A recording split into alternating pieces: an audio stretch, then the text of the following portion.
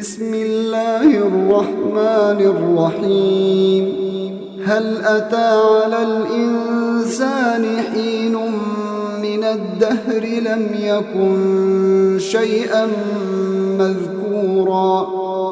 إنا خلقنا الإنسان من نطفة أمشاج نبتليه فجعلناه سميعا بصيرا إنا هديناه السبيل إما شاكرا وإما كفورا إنا أعتدنا للكافرين سلاسل وأغلالا وسعيرا إن الأبرار يشربون من كأس كان مزاجها كافورا عينا يشرب بها عباد الله يفجرونها تفجيرا يوفون بالنذر ويخافون يوما كان شره مستطيرا ويطعمون الطعام على حبه مسكينا ويتيما وأسيرا إنما نطعمكم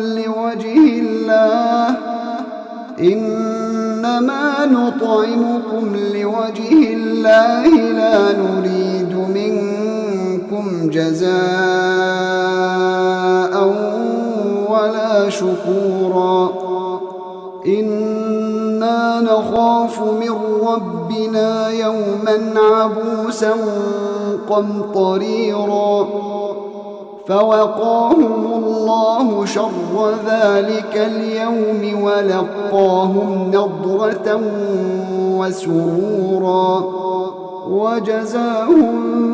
بما صبروا جنة وحريرا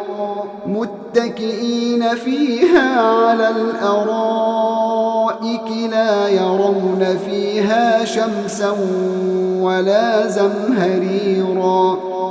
ودانية عليهم ظلالها وذللت قطوفها تذليلا ويطاف عليهم بآنية من فضة وأكواب كانت قوارير من فضة قدروها تقديرا ويسقون فيها كأسا كان مزاجها زنجبيلا عينا فيها تسمى سلسبيلا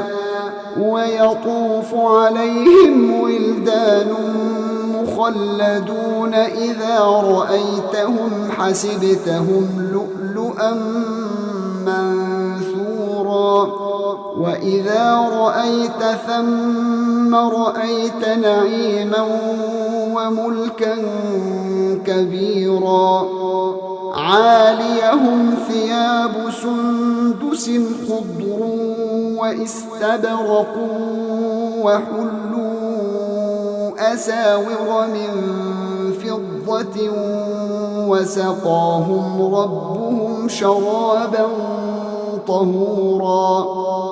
إن هذا كان لكم جزاء وكان سعيكم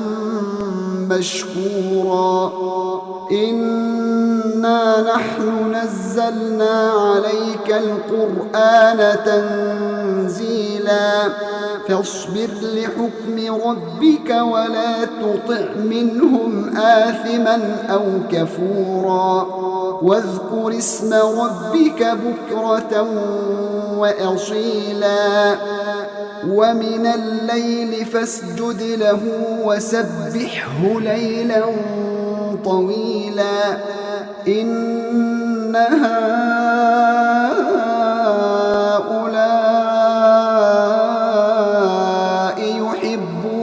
العاجلة ويذرون وراءهم يوما ثقيلا نحن خلقناهم وشددنا أسرهم وإذا شئنا بدلنا أمثالهم تبديلا إن هذه تذكرة فمن شاء اتخذ إلى ربه سبيلا وما تشاءون إلا أن يشاء الله إن الله كان عليما حكيما يدخل من يشاء في رحمته والظالمين أعد لهم عذابا أليما